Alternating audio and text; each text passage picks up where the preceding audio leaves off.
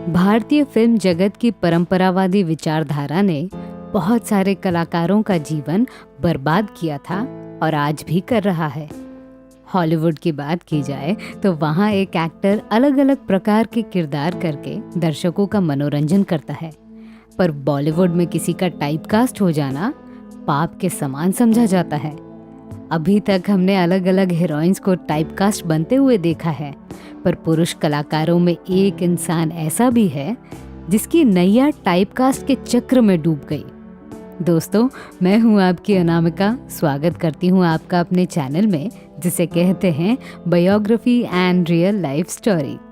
आज जिस बेहतरीन कलाकार की बात हो रही है उसे आपने जूली फिल्म में देखा होगा। जी हाँ, आज की वीडियो है बेहतरीन कलाकार विक्रम पर। असल उनका असली नाम है मोइनुद्दीन शाह। कहा जाता है कि जब वो FTII में पढ़ रहे थे तब उन्होंने अपना नाम मोइन से बदलकर विक्रम कर दिया। इनका जन्म हुआ कर्नाटक के गडक जिले में, जो हुबली शहर के नज़दीक है। वो तारीख थी 31 मई 1947। इनका परिवार बहुत बड़ा है और साथ ही उन्हें कुल मिलाकर 10 भाई बहन भी हैं।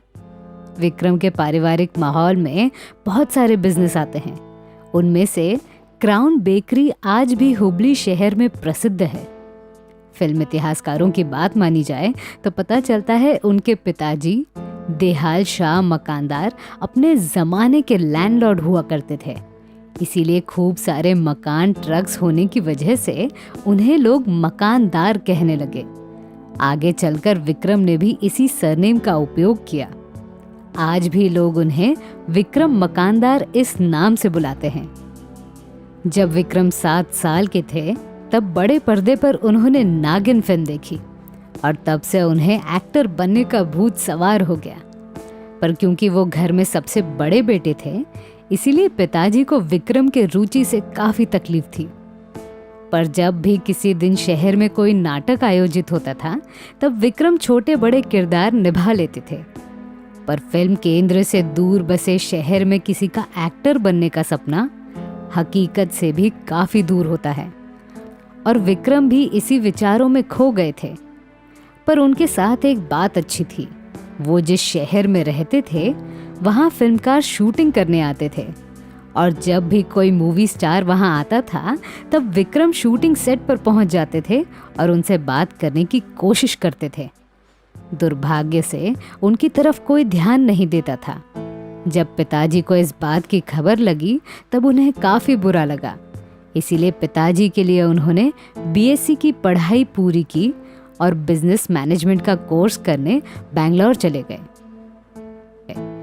इस छोटे कोर्स के बाद विक्रम ने उन तमाम क्षेत्र में काम करने की कोशिश की जहां वो कार्य कर सकते थे। केटरिंग उद्योग में काम करने के दौरान उन्होंने FTII की एडवर्टाइजमेंट देखी।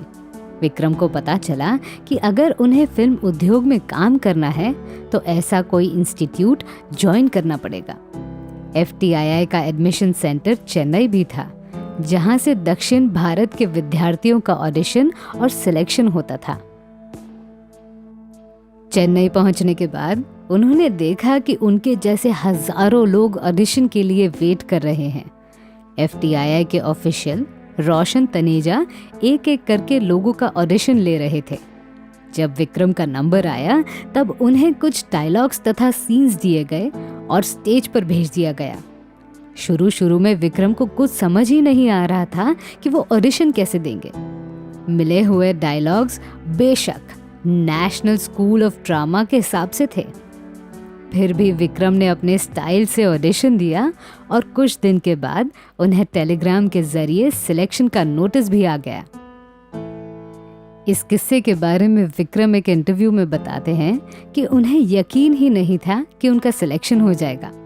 ऑडिशन के लिए उन्होंने कोई तैयारी नहीं की थी, पर उनके पास कॉन्फिडेंस की कोई कमी नहीं थी। FTII में पहुंचने के बाद रोशन तनेजा से जब मुलाकात हुई तब उन्होंने खुद कहा कि ऑडिशन उनके लिए था जिनमें एक्टिंग की पोटेंशियल हो। हमें ट्रेन्ड एक्टर्स नहीं चाहिए, हमें ऐसे एक्टर्स चाहिए थे जिन्हें हम एक्टिंग सिखा सकते हैं। 2 साल के दौरान विक्रम ने न सिर्फ एक्टिंग की बारीकियां सीखी पर उर्दू तथा हिंदी भाषा में भी महारत हासिल की। आगे चलकर किसी को इस बात की भनक भी नहीं लगी कि विक्रम की मातृभाषा कन्नड़ है। करीब करीब 1 साल के बाद उन्हें अपनी पहली फिल्म मिली। 1973 की उस फिल्म का नाम था प्यासी नदी, जो औसत स्तर पर हिट भी हुई। अपने स्ट्रगल के दौरान FC मेहरा और BR चोपड़ा जैसे A ग्रेड श्रेणी के फिल्मकारों ने विक्रम पर अच्छा भरोसा दिखाया था, पर मुलाकात के बाद विक्रम को कभी मौका मिलता नहीं था। हैंडसम और ऊंचे कद वाले इस एक्टर में लीड एक्टर बनने के सारे गुण मौजूद थे, पर प्रतिस्पर्धा के चक्कर में विक्रम को कोई बड़ा फिल्मकार मिला नहीं।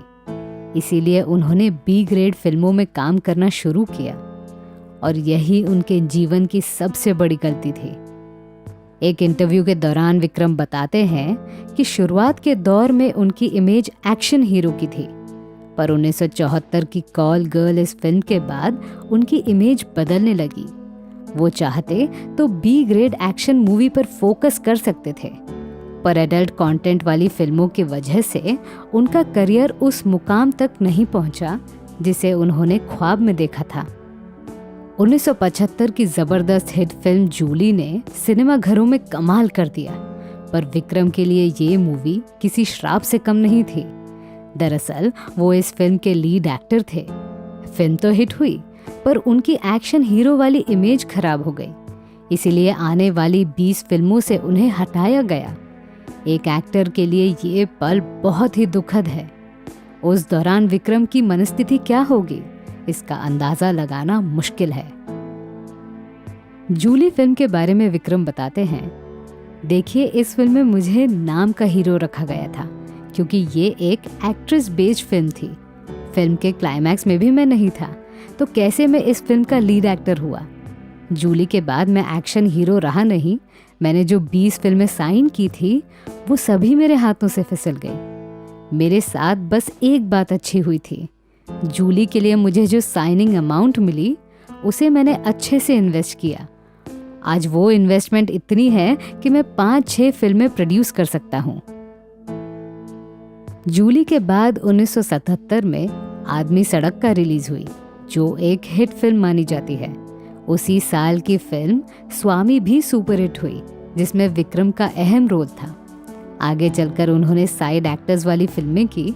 फिर 1982 में वो प्रोड्यूसर भी बन गए। उनकी पहली और आखिरी प्रोड्यूस की हुई फिल्म थी सीतम, जो 1982 की हिट फिल्म थी। विक्रम का फिल्मी सफर काफी मुश्किलों से भरा था, पर उनकी बीवी फरियाल ने इस कठिन परिस्थिति में भी उनका साथ दिया। फरियाल से विक्रम को एक बेटा हुआ जिसका नाम है टीपू अली। आज विक्रम 74 साल के हो चुके हैं और सुख भरा जीवन जी रहे हैं, क्योंकि फिल्मों में ना सही पर बिजनेस में वो काफी आगे निकल गए। इवेंट प्लानर कंपनी गठन करके उन्होंने काफी धन अर्जित कर लिया। तो मैं थी आपकी अनामिका। मेरी सुनाई हुई कहानी आपको कैसी लगी ये हमें कमेंट सेक्शन में ज़रूर बताइएगा, और हमारे channel biography and real life stories को सब्सक्राइब करना न भूलें। नमस्कार।